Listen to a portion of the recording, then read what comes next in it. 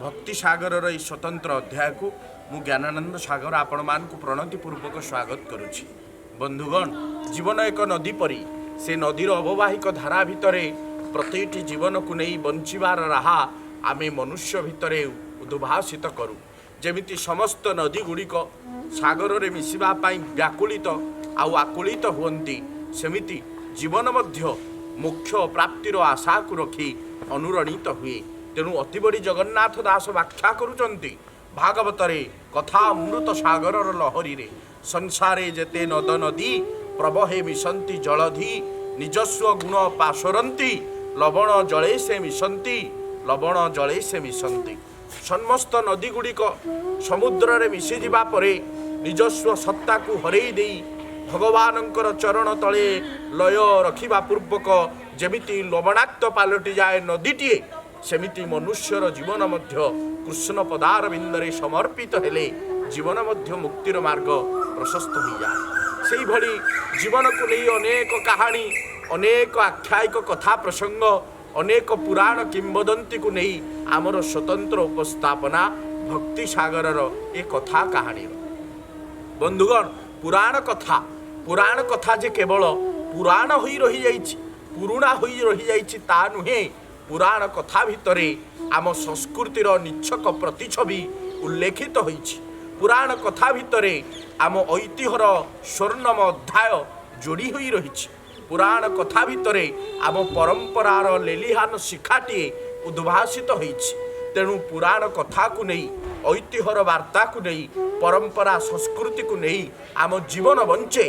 प्रतिटी मुहूर्त जीवन गढ़ी गढ़ी गढ़ी गढ़ी बढ़ी बढ़ी चली थाए। से अनेक महापुरुष माने जहाँ सबू लेखि जाइछन्ति, व्यासंक ठारू वाल्मीकि पर्यंत, सारला दासंक ठारू आरंभ करी राधानाथ रायंक पर्यंत, काव्य साहित्य पुराणकार हरिवंश ठारू भागवत पर्यंत, स्कंद पुराण ठारू मार्कंडेय महापुराण पर्यंत, अष्टादश पुराण वेद वेदांत साहित्य कृति छंद उपनिषद गीतार अमृतवाणी भितरे प्रतिटी श्लोक भितरे, प्रतिटी चेतनार मंत्र भितरे, प्रतिटी कहानी भितरे आम जीवन्यास भरी रही। से कथा गुड़िकर सामुका गर्भरू किछि किछि कहानी को रत्न स्वरूप आमे टिके आनी आपण मानक सहित जोड़ी हेबा पई सामान्य प्रयास करिछु। आशा करिउ आपण को भल लागिवो। आज प्रसंग भितरे रहिछि युधिष्ठिर जक्ष संवाद। महाभारतर चरित्र कथा कहानीर सागर भितरु युधिष्ठिर जक्ष संवाद। युधिष्ठिर किए, जक्ष किए? युधिष्ठिर हेउचंती पंचु पांडवंक भितरे अग्रगण्य। युधिष्ठिरंकर व्यतिरके समग्र महाभारतर केन्द्रित भितरे, महाभारतर चरित्र भितरे एमिति जणे राजा नाहंती, एमिति जणे पुरुषवान शक्ति नाहंती, एमिति जणे मैत्रीय भावर व्यक्तित्व नाहंती जे धर्म को दंड करी आगको आगको आगको आगको बढ़ी। तेणु तांकर स्मारकी को रखी धर्मराज युधिष्ठिर बोली आख्यायिक हुए। महाभारतर चरित्र भितरे धर्मराज युधिष्ठिरंकर नाम स्मरण कले मथा आपे आपे नई जाए। गोटे पटरे पंचु पांडव, आउ गोटे पटरे कौरव गण, गोटे पटरे 100 भाई, आउ गोटे पटरे 5 भाई, गोटे पटरे अक्षयणी सेना, आउ गोटे पटरे मात्र 5 जन सेना। जनकर स्व असंख्य असंख्य अश्वारोही पदातिक अनेक अनेक थिला बेले आउ जणे 12 वर्षर अज्ञात वनवास भोगी, 13 वर्षर अज्ञात वनवास, गोटे वर्ष अज्ञात वनवास, आउ 12 वर्ष निघंच अरण्य वनवास। यार भितरे पंचु पांडवंकर कर्णधार धर्म को आधार करी धर्मराज युधिष्ठिर आगुसार हेउछन्ति। महाभारतर कथा जीवन को जे त्याग करिछि से ही संसार रे बड़ होइछि बोली युधिष्ठिरंकर जक्षंकर संवाद अछि। संसार रे किए बड़, संसार रे पृथ्वी ठारू आउरी किए बड़ अछि, ए अनंत आकाश ठारू आउ किए तेजदीप्त अछि। एहिपरि नाना विध प्रश्नर समाहित कथा को नहीं युधिष्ठिर जक्ष संवाद गढ़ी उठी। सारला महाभारतर एवं व्यासदेवंकर महाभारतर किछि पंक्ति को उद्धार कले जना जाए। वनपर्वर कथा 12 वर्ष 12 वर्ष बा 13 वर्ष समुदाय वनवास 12 ବର୍ଷ ବନବାସ, ଗୋଟିଏ ବର୍ଷ ଅଜ୍ଞାତ ବନବାସ, 13 ବର୍ଷର ଅଜ୍ଞାତ ବନବାସ ଭିତରେ ପଞ୍ଚୁ ପାଣ୍ଡବ ଧୀରେ ଧୀରେ ବନକୁ ଅତିକ୍ରମ କରି ଯାଉଛନ୍ତି। ୟାରି ଭିତରେ କେତେ ଯନ୍ତ୍ରଣା, କେତେ ଅକୁହା କଥା, କେତେ ଅଙ୍ଗୀକାରବଦ୍ଧତାକୁ ନେଇ ଜୀବନ ବଞ୍ଚିଛି, କେତେ ଦୁଃଖ, କେତେ କାହାଣୀକୁ ଧରି, ଅଲିଭା କଥାକୁ ଧରି ଛାତି ତଳେ ଚାପି ରଖି ଧର୍ମରାଜ ଯୁଧିଷ୍ଠିର ପଞ୍ଚୁ ପାଣ୍ଡବଙ୍କୁ ଧରି ବନ ଗହନର କାନନ ଭିତରେ ବୁଲୁଛନ୍ତି। ସବୁଠାରୁ ବଡ଼ କଥା, ପାଞ୍ଚାଳୀ ଯିଏ ହେଉଛନ୍ତି ଯାଜ୍ଞସେନୀ, ଯିଏ ହେଉଛନ୍ତି ଦ୍ରୌପଦୀ, ସିଏ ଏକୁଟିଆ ମାତ୍ର ଗୋଟିଏ ପତ୍ନୀ ହୋଇ ପଞ୍ଚୁ ପାଣ୍ଡବଙ୍କର ସହିତ ବନ ଗହନର କାନନ ଭିତରେ ବୁଲିବାକୁ ଆସିଛନ୍ତି। ହୁଏତ ସଂସାରରେ ଏମିତି ଦୁର୍ବିପାକ କାହାକୁ ପଡ଼ିନାହିଁ ସର୍ଜନ, ଯେଉଁ ବ୍ୟକ୍ତି ନିଜର ପତ୍ନୀକୁ ଧରି ନିଘଞ୍ଚ ଘଞ୍ଚ ବନ ଅରଣ୍ୟକୁ ଯାଉଛନ୍ତି। ଗୋଟିଏ ହେଲେ ରାମ, ରାମାୟଣ ଚରିତ୍ରର ମର୍ଯ୍ୟାଦା ପୁରୁଷୋତ୍ତମ, ଆଉ ଗୋଟିଏ ହେଲେ ପଞ୍ଚୁ ପାଣ୍ଡବଙ୍କର ପତ୍ନୀ ଦ୍ରୌପଦୀ। ମୋର ସ୍ୱାମୀ ଯେଉଁଆଡ଼େ ଯାଉଛନ୍ତି ମୁଁ ବି ସେଇ ଆଡ଼େ ଯିବି। ମୋର ସ୍ୱାମୀଙ୍କର ପଦତଳର ଧ୍ୟେୟ ଶ୍ରେୟ ମୋ ପାଇଁ କଣ୍ଟକିତ ହେଉ ବା ଫୁଲର ତସ୍କରତା ହେଉ, ତାକୁ ଛାତି ତଳେ ଚାପି ରଖି ମୋ ଜୀବନକୁ ଅତିବାହିତ କରିବି। ଏଇଭଳି ଭାବନାକୁ କେନ୍ଦ୍ରୀଭୂତ କରି ପାଞ୍ଚାଳୀ ପଞ୍ଚୁ ପାଣ୍ଡବଙ୍କର ସହିତ ନିଘଞ୍ଚ ବନ ଅରଣ୍ୟର କଣ୍ଟକିତ ବ୍ରତ ଭିତରେ ବ୍ରତୀ ହୋଇ ଆଗକୁ ଆଗକୁ ଆଗକୁ ପାଦ ବଢ଼ଉଛନ୍ତି। ବଳଶାଳୀ ଭୀମ, ଧନୁର୍ଦ୍ଧରଧାରୀ ଅର୍ଜୁନ, ସମଗ୍ର ଆଗତ ଭବିଷ୍ୟତକୁ ଜାଣିପାରୁଥିବା ସହଦେବ, ଜିଜ୍ଞାସାର ନେତ୍ରକୁ ଖୋଲି ଦେଇ ନକୁଳ ଉଭା ହୋଇଛନ୍ତି। ତଥାପି କପାଳ ଲେଖନ କିଏ କରିବ ଆନ, କପାଳ ଲେଖନ କିଏ କରିବ ଆନ। ଶକୁନିର ପଶାପାଲିର ମନ୍ତ୍ରଣାରେ, କର୍ଣ୍ଣର ଦୁର୍ଯ୍ୟୋଧନ ପ୍ରତି ଥିବା ସାହସ ବଳରେ, ଭୋଗ ବିଳାସରେ ମଦମତ୍ତ ହୋଇ ଦୁର୍ଯ୍ୟୋଧନ ଅହଙ୍କାରରେ ପ୍ରମତ୍ତ ହୋଇଯିବା ପରେ, ପଞ୍ଚୁ ପାଣ୍ଡବଙ୍କୁ ହରେଇ ଦେବା ପରେ, ପଞ୍ଚୁ ପାଣ୍ଡବ ଏବେ ନିଜ ଭାଇଙ୍କ ଠାରୁ ପଣ୍ଡୁପୁତ୍ର ସବୁକିଛିକୁ ତ୍ୟାଗ କରି ନିଘଞ୍ଚ ଅରଣ୍ୟାନୀ ହେଉଛନ୍ତି। ପହଞ୍ଚିଛନ୍ତି ଗୋଟିଏ ଅରଣ୍ୟର ବୃକ୍ଷରେ। ମନରେ ଅନେକ ଦୁଃଖ। ଆମେ ତ ଆସିଲୁ ପତ୍ନୀଙ୍କୁ ନେଇ ଆସିଲୁ, କେତେ କଣ୍ଟା ତାର ପାଦରେ ଫୁଟି ଯାଉଥିବ। ତଳୁ ତଳପ ଶଯ୍ୟା ଉପରେ ଯିଏ ନିତ୍ୟ ଶୟନ କରୁଥିଲା, ସେ ଆଜି କଣ୍ଟକିତ ବନ ପଥରେ କେମିତି ଚାଲିବ? ଏଇଭଳି ବିଚାର କରୁ କରୁ ଅନେକ ଦୁଃଖ ଯନ୍ତ୍ରଣାରେ ଯୁଧିଷ୍ଠିର ମହାରାଜ ଧୀରେ ଧୀରେ ଅତିକ୍ରମ କରୁଛନ୍ତି। ହଠାତ୍ ମୁନି ଋଷିମାନେ ଦେଖା ହେଉଛନ୍ତି, ଲୋମସ ମୁନିଙ୍କ ସହିତ ସାକ୍ଷାତ ହୁଅନ୍ତି। ଧର୍ମରାଜ ଯୁଧିଷ୍ଠିର ଲୋମସ ମୁନିଙ୍କ ସହିତ ସାକ୍ଷାତ ହେଲା ପରେ ଲୋମସ ମୁନି କହୁଛନ୍ତି, ହେ ଧର୍ମରାଜ, ଏଇ ହେଉଛି ସେଇ ନରେନ୍ଦ୍ର ପୁଷ୍କରିଣୀ, ଯେଉଁ ନରେନ୍ଦ୍ର ପୁଷ୍କରିଣୀରେ ସ୍ନାନ କଲେ ଜୀବନ ମୋକ୍ଷ ପ୍ରାପ୍ତ ହୋଇଯା। ହେ ଧର୍ମରାଜ, ଏଇ ହେଉଛି ସେଇ ପୁଷ୍କରିଣୀ, ଯେଉଁ ପୁଷ୍କରିଣୀର ଜଳଟିଏ ତୁଣ୍ଡରେ ନେଲେ ଯିଏ ମନ ପବିତ୍ର ହୋଇଯା, ମୋକ୍ଷ ପ୍ରାପ୍ତିର ମାର୍ଗ ପ୍ରଶସ୍ତ ହୋଇଯା। ଗୋଟିଏ ଗୋଟିଏ ଧର୍ମ ବିଚାରଧାରା, ଗୋଟିଏ ଗୋଟିଏ ଧର୍ମସ୍ଥଳ, ଗୋଟିଏ ଗୋଟିଏ ଐତିହ୍ୟର ପୀଠସ୍ଥଳୀ ଗୁଡ଼ିକ ଲୋମସ ମୁନି ଧୀରେ ଧୀରେ ତାଙ୍କୁ ବତେଇ ଦେଇ ଯାଉଛନ୍ତି। ସମଗ୍ର ବନକୈନ୍ଦ୍ରିକ ଚତୁଃପାର୍ଶ୍ୱ ନିଘଞ୍ଚ ଅରଣ୍ୟନ ପ୍ରକୃତି ରାଜି ଭିତରେ ଲୋମସ ମୁନିଙ୍କର କଥା, ପଞ୍ଚୁ ପାଣ୍ଡବଙ୍କର ସାକ୍ଷାତ, ଏହିପରି ଅନେକ ମୁନିଙ୍କ ସହିତ ସାକ୍ଷାତ ହୋଇଛି। ହଠାତ୍ ଦିନେ ପାହାଡ଼ର ତଳେ ପହଞ୍ଚିଛନ୍ତି ଧର୍ମରାଜ ଯୁଧିଷ୍ଠିର। ଶୋଷ ଲାଗିଛି। ମଣିଷକୁ ଶୋଷ ଲାଗିଲେ କ'ଣ କରେ? ପାଣି ଟିକେ ଖୋଜିବା ପାଇଁ ବ୍ୟାକୁଳିତ ହୁଏ। କେଉଁଠି ଟିକେ ପାଣି ମିଳିଗଲେ ଜୀବନ ଆହା ପଦରୁ ରହିଯିବ। ହୁଏତ ଏ ତଣ୍ଟି ଶୁଖି ଯାଉଥିଲା ବେଳେ ପାଣି ବୁନ୍ଦାଟିଏ କିଏ ଦେଇଦେଲେ ତାଠାରେ କୃତଜ୍ଞତା ଜୀବନର ଶ୍ରେୟ ଆଉ ଧ୍ୟେୟ ହୋଇଛି। ଧର୍ମରାଜ ଯୁଧିଷ୍ଠିର ନିଘଞ୍ଚ ଅରଣ୍ୟାନୀ କାନନ ଭିତରେ ବିଚାର କରୁଛନ୍ତି, ଏଇଠି କେଉଁଠି ପାଣି ମିଳିବ? ପରିଶ୍ରାନ୍ତ କ୍ଳାନ୍ତ ହୋଇଥିବା ଯୁଧିଷ୍ଠିର ପ୍ରଥମେ କହିଲେ, ଭୀମ ଟିକେ ଦେଖି ଆସ ତ ଭୀମ, କିଏ ଅଛନ୍ତି, କେଉଁଠି ପାଣିଟିଏ ମିଳିବ? ଭୀମ କଥା ଶୁଣିବା ପୂର୍ବରୁ ସହଦେବ କହୁଛନ୍ତି, ଭାଇ ମୁଁ ଯାଉଛି ପ୍ରଥମେ ଦେଖିବି। ସେଇ କଥାକୁ ଧରି ପ୍ରଥମେ ସହଦେବ ଗଲେ। ଦେଖୁଛନ୍ତି ଗୋଟେ ବିଶାଳ ପୁଷ୍କରିଣୀ। ସେ ପୁଷ୍କରିଣୀ ଏଇ ଅନତି ଦୂରରେ କେଉଁଠି ବି ନଥିଲା। ପକ୍ଷୀମାନେ ଦଳ ଦଳ ହୋଇ ଯେଉଁ ଆକାଶ ମାର୍ଗରେ ଉଡ଼ୁଥିଲେ, ସେ ଆକାଶକୁ ଲକ୍ଷ୍ୟ କରି କରି ସହଦେବ ଧୀରେ ଧୀରେ ପହଞ୍ଚିଲେ ପୁଷ୍କରିଣୀର ପାଖରେ। ପହଞ୍ଚି ସାରିବା ପରେ धर्मराज युधिष्ठिर कथा को रखी पुष्करिणी को पानी आने को गला बेलू सहदेव विचार करुँच मत भी शोष लगे मु बुंदाए पानी पीदेवी पानी पीवा को गला बेले शून्यवाणी है सहदेव ए पुष्करिणी होची मोर ए पुष्करिणी मो व्यतिरके कहार अधिकार नहीं मु जहा पचारुची ताहा उत्तर दियो नदेले ए समस्त पानी विषाक्त विषरे परिपूर्ण जदि पानी पीदेव निश्चित मृत्युवरण करिब सावधान मु अदृश्य शक्ति कहूची मु अदृश्य शक्ति कहूची सहदेव चारिआड़ को चाहिए केही तो कहीं केउठारे नाहंती तेबे किए कथा कहिला काहाठारु ए स्फुरण शुभिला मनीषर स्वर केउठी आसिला सहदेवଙ୍କ आखिरे कौनसी पक्षी प्रजापति ठू आरंभ करी कीट पतंग की मनीषटीए पड़िला नहीं सहदेव भूक्षेप नकरी शून्यवाणी को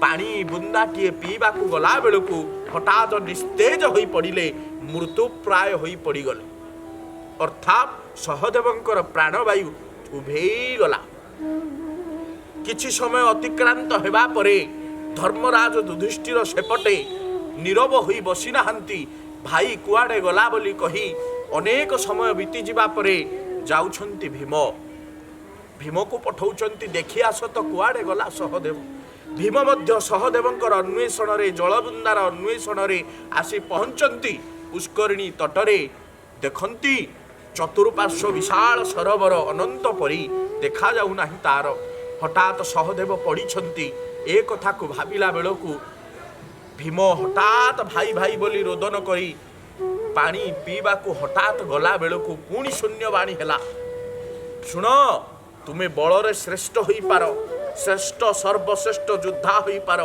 तुम गदा भारे पृथ्वी को तुमे निस्तेज करि देई पार किंतु मोर ए पुष्करिणी उपरे आदेश अछि निर्देश अछि ए पुष्करिणी रो मालिक होउची मु मो बिना अनुमति रे मोर प्रश्नर उत्तर न देई तुमे जदि जलपान कर भीम तुमे मध्य सहदेवंक परि अवस्था हेब तुमे मध्य पिंडरु प्राण छाड़ी जाई चली जीव देखुच तो सहदेवर कथा किए कहार ए शब्द मो आखि आग को आस युद्ध कर जदि युद्ध न करिब मु ए समस्त पानी को सुखेई देवी ए कथा भाबु भाबु अदृश्यर शक्ति हठात ही शून्यवाणी दे उभे गला परे जलबुंदाटीए पीवा को गला बेलू भीम से विषाक्त जल पान करू करू निस्तेज हो पड़गले अनेक समय अतिक्रांत हो जाइछि धर्मराज युधिष्ठिर पठाउछंती अर्जुन को पराक्रमशाली जी समग्र विश्व निजर गांडीव द्वारा अस्तर तरंग खेलई पारे सामान्य जलबुंदा पाई दुई भाई तो आसी निस्तेज हो पड़े अर्जुन कुआडे गले सहदेव आउ भीम देखिया सत यही कथा विचार करू करू महाराज धर्मराजंकर कथा को रखी अर्जुन आगे आसिले देखिले विशाल सरोवर दुई भाई निस्तेज हो पड़िछंती दुई भाई को आउसी आउसी शोष लागिला बेलकू पुणी से जलबुंदाटीए पानी नेला बेलकू शून्यवाणी हैला अर्जुन आपणक परी सर्वश्रेष्ठ योद्धा केही नाहंती आपण गांडीव उठेइले निजर धनुर पराक्रम रे समस्त संसार वीर मान पराक्रम माने निस्तेज करई देबे किंतु आजी ए पुष्करिणी टी मोर ए पुष्करिणी रो मालिक होउची मु जदि उत्तर न देव तेबे निस्तेज होई दुई भाईंक पड़ी मृत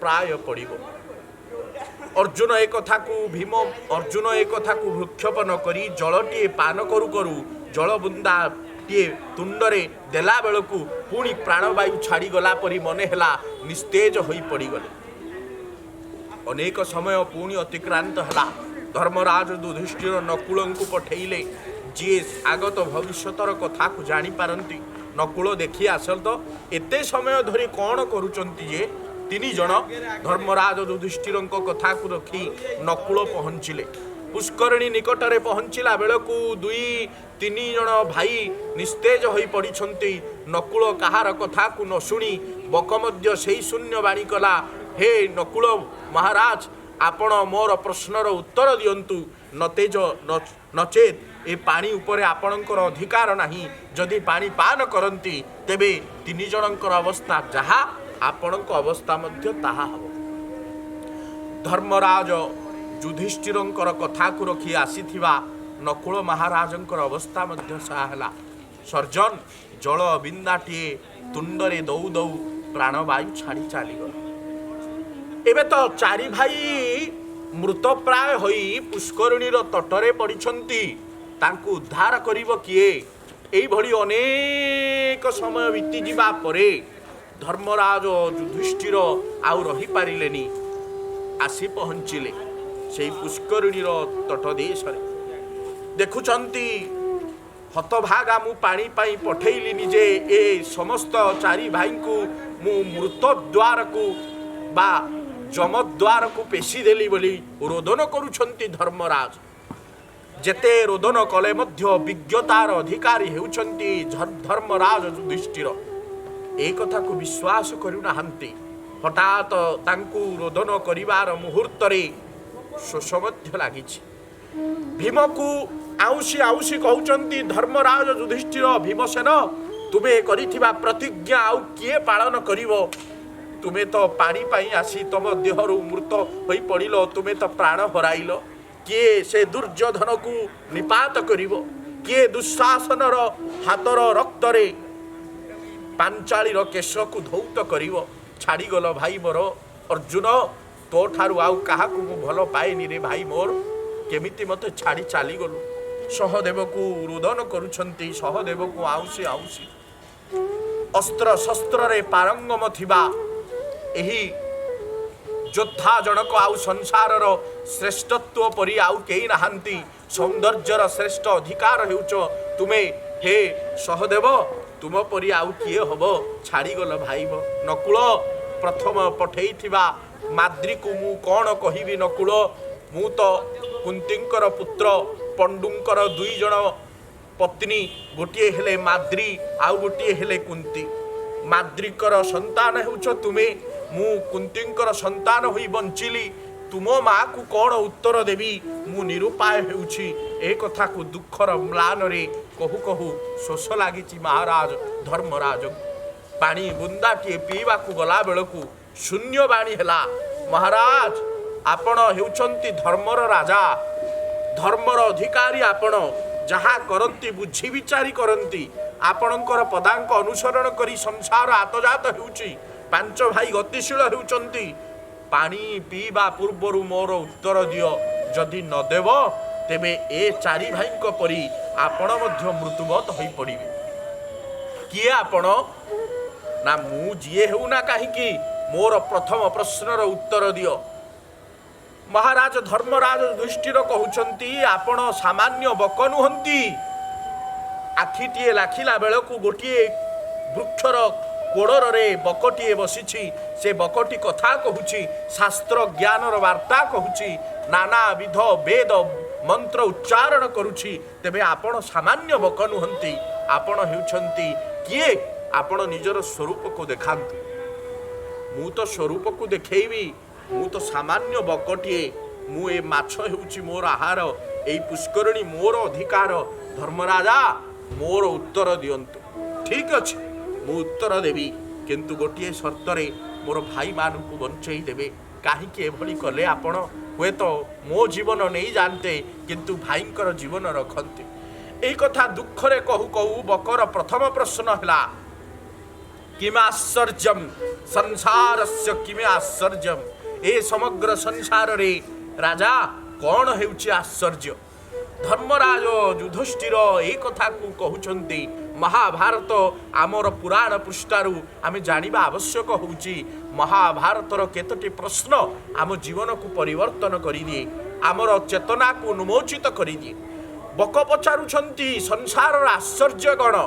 धर्मराज युधिष्ठिर उत्तर देउछंती, संसारर एई होउछि आश्चर्य। प्रत्येक मुहूर्त रे मनुष्य मरुछि। आख पाख चतुर्पार्श्व मनुष्य मरुछि। प्रत्येक क्षण क्षण रे मनुष्यर जीवन चली जाउछि, किंतु जी देखुछि ता पाखर लोकटा चली जाउथिला बेले बंची रहितिबा लोकटा भाबुछि मु केबे मरिबि नाही, मु चिरंजीवी। सेइथि पई सबु बेले भोग विलास रे निजकु नियोजित करुछि।